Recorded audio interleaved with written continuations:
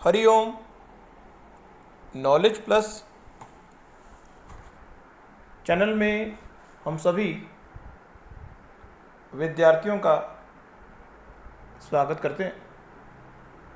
आज हरिओम अनमोल वचन की ये क्लास नंबर 242 क्लास है और हर क्लास के अंदर हम विचारों के स्टफ के माध्यम से विचारों के अनऑर्गेनाइज इनफॉर्मल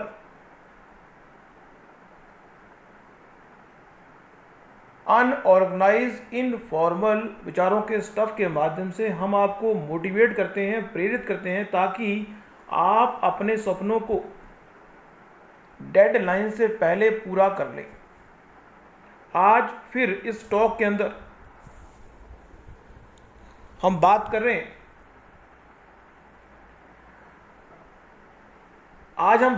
हैं इच्छा की, आज हम कर रहे हैं विचार की, आज फिर हम बात कर रहे हैं डिसीजन लेने के बारे में। ये तीन कंसेप्ट तो हम बताएंगे। बाकी इस टॉक में एक महत्वपूर्ण चीज पर भी फोकस कर रहे हैं, वो है सीक्रेट। मीन्स भाग्य और कर्म के संबंध में जो सीक्रेट है उसको भी हम चाहेंगे कि हमारे जो विद्यार्थी हैं उनको पता लगे। लेकिन हमारी विचारधारा से इस संसार का, इस वर्ल्ड का कोई व्यक्ति भी यदि प्रभावित होना चाहता है तो ही वो प्रभावित होगा। यदि वो प्रभावित होना नहीं चाहता, मानना नहीं चाहता, तो हम ये नहीं कहेंगे कि वो क्यों नहीं मान रहा। हर व्यक्ति की, हर स्टूडेंट की, हर पर्सन की विचारधारा अलग अलग है। लेकिन हमारी एक मान्यता है जो हम हरिओम नॉलेज प्लस के माध्यम से आपको दे रहे हैं। हमारा एक विचार है कि आपने जो क्रिएट किया है उसी को आप कंज्यूम कर सकते हैं। आपका भाग्य, हमारा जो भाग्य है वो हमारे कर्म के द्वारा ही लिखा गया है। उस भाग्य को उपभोग करना, हम किसी को भी अपने भाग्य के लिए रिस्पॉन्सिबल ठहरा नहीं सकते। अगर किसी व्यक्ति को बिना कर्म के कुछ मिल रहा है तो उसके भाग्य का ही वो है, या तो उसके भाग्य का है या उसके माता पिता के भाग्य का उसको मिल रहा है। मीन्स इस संसार में कर्म को भी हम तीन तरह से डिफाइन करते हैं। मेरे द्वारा किया गया कर्म, मेरे सामने जो व्यक्ति है उसके द्वारा किया गया कर्म, और जो थर्ड पार्टी कर्म है उसके द्वारा किया गया कर्म। जिस तरह कर्मों की एक लड़ी है, मीन्स मैंने कोई काम किया, मेरी वाइफ ने कोई काम किया, मेरे बच्चे ने कोई काम किया, ये तीनों का आपस में संबंध है। यह बात विशेष रूप से समझ जल्दी आती नहीं। अगर आपकी उम्र 25 साल से अबव हो गई है या 30 साल हो गई है और आप नौकरी करते हैं, डोमेन में एक्सेल करते हैं, तो शायद हमारी बात को आप समझ पाए। लेकिन हम ये कंपेल लेंगे कि हमारी बात को समझ के आप अपने जीवन को खराब कर लें। लेकिन जीवन की वास्तविकता को समझना बड़ा जरूरी है कि इस संसार में जो चीज आपके द्वारा क्रिएट हुई है वो जरूरी नहीं है कि वो आपके द्वारा ही कंज्यूम हो, और जो चीज किसी और द्वारा क्रिएट हुई है वो जरूरी नहीं है कि उसके द्वारा ही कंज्यूम हो। इस संसार में नॉर्मली हमने जो क्रिएट किया है वो या तो हम कंज्यूम करेंगे, या हमारी फैमिली कंज्यूम करेगी, या हमारे बच्चे कंज्यूम करेंगे। We are always try to create our भाग्य। हम अपने भाग्य को क्रिएट कर रहे होते। एस्ट्रोलॉजी के अंदर हम अपने भाग्य को समझ पाते हैं कि हमारा भाग्य हमें कौन से कर्मों को करने के लिए प्रेरित कर रहा है।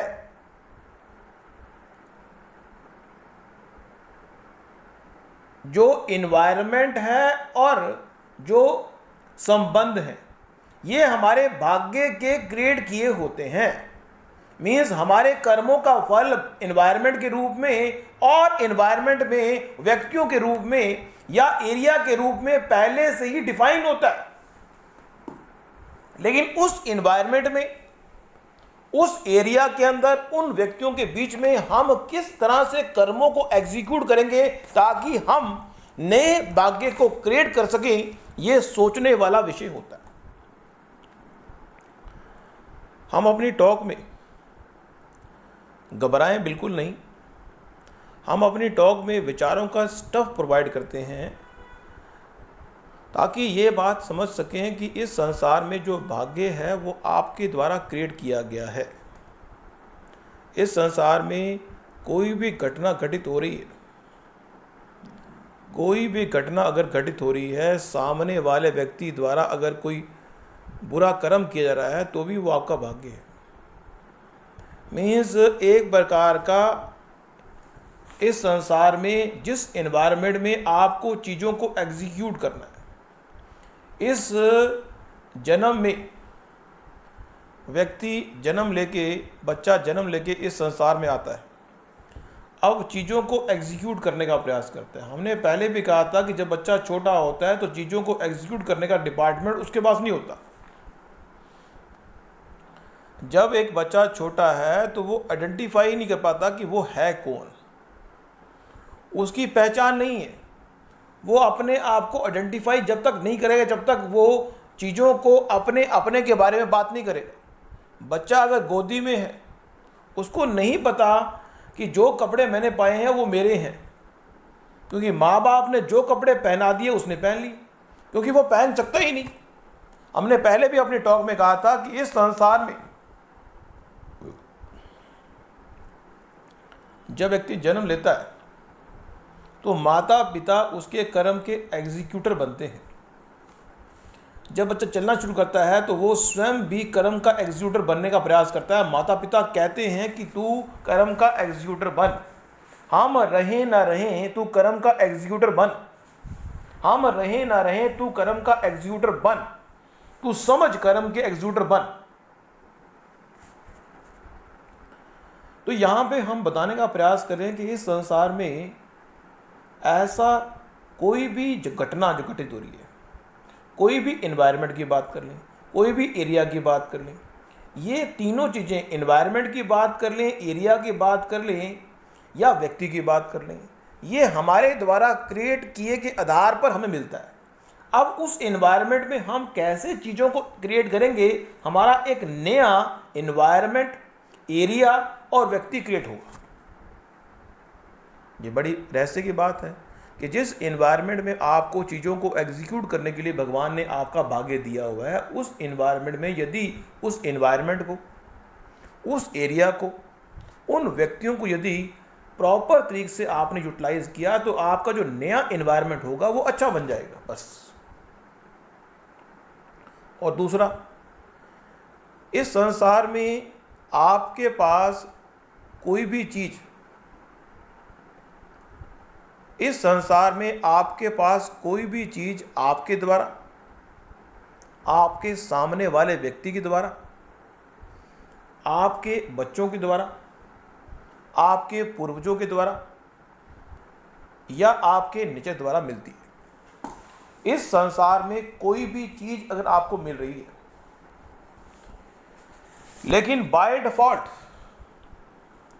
इस संसार में हर व्यक्ति,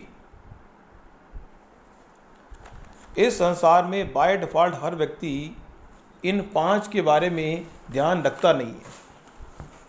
वो कहता है कि कोई भी चीज़ अगर क्रिएट करने की रिस्पॉन्सिबिलिटी है मेरी है, सेल्फ। दूसरा, कोई भी चीज़ क्रिएट करने की रिस्पॉन्सिबिलिटी सामने वाले व्यक्ति की या फैमिली की या वाइफ की है, या कोई भी चीज़ क्रिएट करने की रिस्पॉन्सिबिलिटी मेरे बच्चों की है। कोई भी चीज़ क्रिएट करने की रिस्पॉन्सिबिलिटी ना तो मेरी है, ना मेरी फैमिली की है, ना मेरे बच्चों की है। जिसने मुझे जन्म दिया है उसकी रिस्पॉन्सिबिलिटी है कि वो मेरा भी ध्यान रखे, मेरी वाइफ का ध्यान भी रखे, मेरे बच्चों का ध्यान भी रखे, इसलिए इनहेरिटेंस के रूप में मुझे वो बहुत कुछ दे दे। पांचवा पॉइंट है कि वो कहता है कि नेचर, ये नेचर मुझे कुछ दे ताकि मैं अपने फैमिली और बच्चों का ध्यान रख सकूं। तो इस संसार में महान बनने के संबंध में ये 5 विचारधारा व्यक्ति की हो सकती है। व्यक्ति कहता है कि इस संसार में कोई चीज मैंने प्राप्त करनी है तो कहता है मैं प्राप्त करने का प्रयास करूंगा अपने एंड पर। दूसरा कहता है कि मैं तो अपनी वाइफ के एंड पर उस चीज को प्राप्त करूंगा।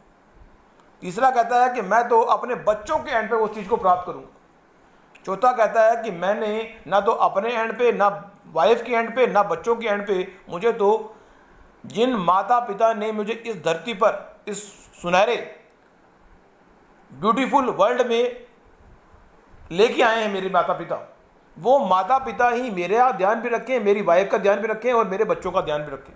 मीन्स मुझे हमेशा इनहेरिटेंस के रूप में कुछ ना कुछ देते रहें तो ही अच्छा है। और तीसरा पॉइंट है कि वो कहता है कि इस नेचर ने मुझे कुछ ना कुछ देना है।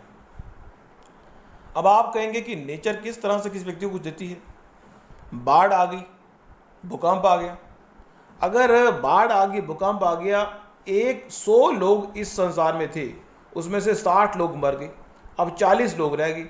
अब जो 60 लोग मर गए उन सारों की संपत्ति जो है 40 लोगों को मिल गई। ये नेचर द्वारा कृपा हो गई।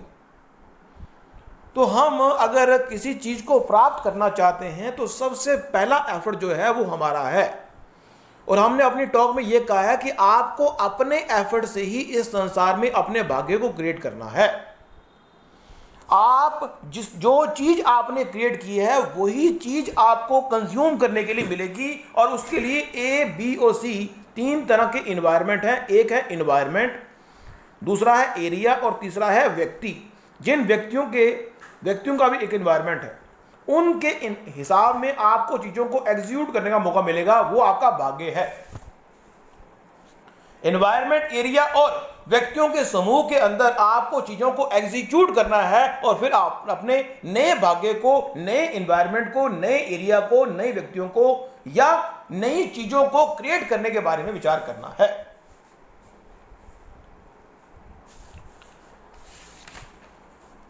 अब हम एक दूसरे पॉइंट पे फोकस कर रहे हैं, वो है कि इस संसार में किसी चीज को भी क्रिएट करने से पहले 3 बातों का विशेष रूप से व्यक्ति ध्यान रखता है या उसको रखना चाहिए। इस दुनिया में बनना चाहते हो महान, इस दुनिया में बनना चाहते हो महान, तो इन 3 बातों का रखना विशेष ध्यान। पहला, इच्छा। किसी चीज को प्राप्त करने के संबंध में आपकी इच्छा है। इच्छा है तो इच्छा को प्राप्त करने के लिए प्लानिंग को क्रिएट करना जरूरी है। इच्छा तो आपकी होगी कि किसी चीज को प्राप्त करना है। मान लो आपको एक कार लेनी है, कार लेने की इच्छा होगी। अब कार लेने की इच्छा के संबंध में आप विचार करेंगे मीन्स रिसोर्सेज को अवेलेबिलिटी करेंगे, उनको प्राप्त करने के लिए विचार करेंगे कि क्या किया जाए। इस संसार में मैंने बड़ी कार लेनी है, एग्जाम्पल लिया हमने। आपकी इच्छा मकान की भी हो सकती है, कार की भी हो सकती है, कुछ भी हो सकता है, डिग्री की भी हो सकती है, नॉलेज की भी हो सकती है, एनीथिंग। दूसरा पॉइंट है कि आपको उसके स्कोप को, एरिया को डिफाइन करना पड़ेगा कि वो एरिया जिसके बेस पे आप उस कार को ले सकते हैं। मीन्स विचारों का स्टफ आपको प्रोवाइड करना पड़ेगा कि कहाँ से कार लेने के जो विचार हैं हम उसको प्राप्त करें। मीन्स फॉर एग्जाम्पल, मान लो आपको कार लेनी है तो आपको ये देखना पड़ेगा कि जिन व्यक्तियों ने कार ली है उन्होंने किन रिसोर्सेज को यूज़ किया, कौन से विचारों के माध्यम से कार आ सकती है। और 5वां जो पॉइंट है, जो तीसरा पॉइंट है, वो है डिसीजन लेने का, कि आप डिसीजन लेंगे कि इन विचारों के बेस में किस विचार पे हम चीज़ों को एग्जीक्यूट करें ताकि हम डिसीजन लें, ताकि कार हम ले सकें।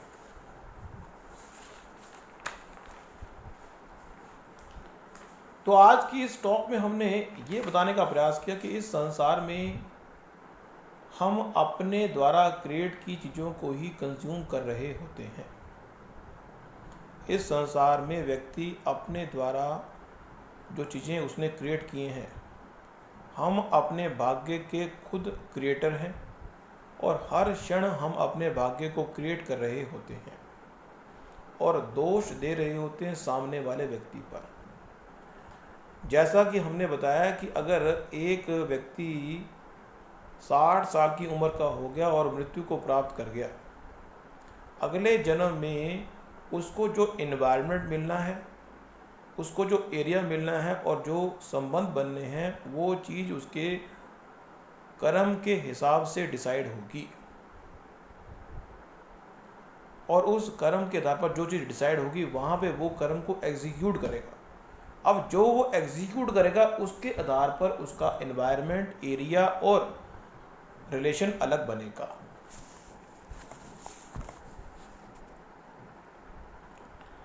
अब कुछ और स्टफ हम प्रोवाइड करने का प्रयास कर रहे हैं।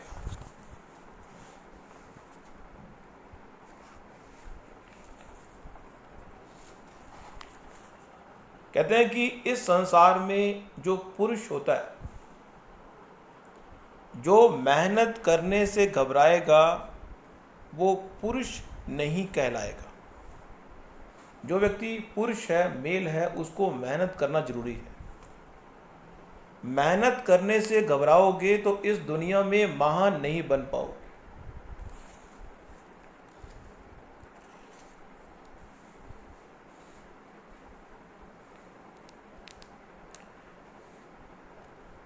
कहते हैं कि इस संसार में यदि आप अपने डोमेन को छोड़कर अपने भाग्य पर ज़्यादा विश्वास करोगे, अपने डोमेन को छोड़कर अपने भाग्य पर विश्वास करने वाला कभी भी महान नहीं बन पाएगा। अपने डोमेन को नहीं छोड़ना।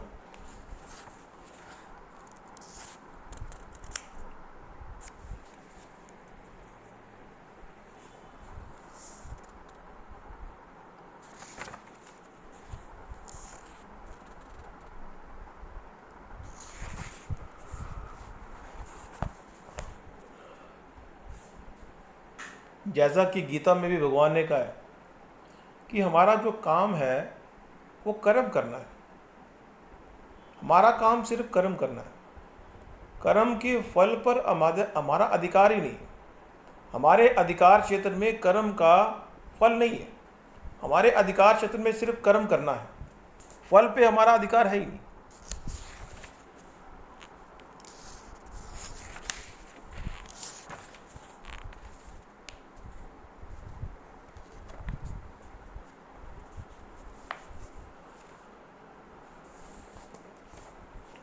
लास्ट में एक बड़ा ज़बरदस्त सीक्रेट शेयर कर रहे हैं। आपका इस बात की चिंता करना छोड़ना जरूरी है।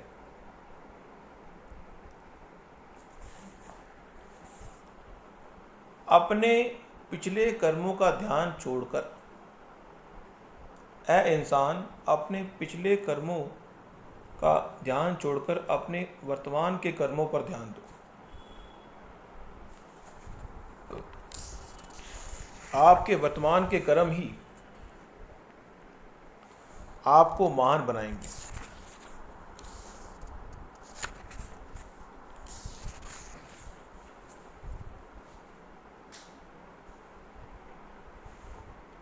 यहाँ पे एक छोटी सी बात को पूरा करके आप अपनी बात को विराम देंगे। व्यक्ति कई बार अपने कर्मों के चक्कर में पड़ा होता है। 1 2 3 का चक्रव्यूह। अब 1 2 3 का चक्रव्यूह की बात शुरुआत कर देते हैं। 1 2 3 का चक्रव्यूह है कि व्यक्ति जीवन के एक स्पेसिफिक पड़ाव में मैं करता है। जीवन के स्पेसिफिक पड़ाव में मैं और मेरी वाइफ करता है। जीवन के स्पेसिफिक पड़ाव में मैं, मेरी वाइफ और बच्चे करता है। ये 1 2 3 की गिनती से वो बाहर नहीं आ पाता। बहुत कम लोग ही 4 तक पहुंचते हैं और बहुत कम लोग ही 5 तक पहुंचते हैं। व्यक्ति या तो इस संसार में लाइफ के चाहे किसी भी पड़ाव में क्यों ना हो, लेकिन जीवन के पहले पड़ाव में वो एक के चक्रव्यूह में पड़ा होता है। मैं कुछ भी कर सकता हूं।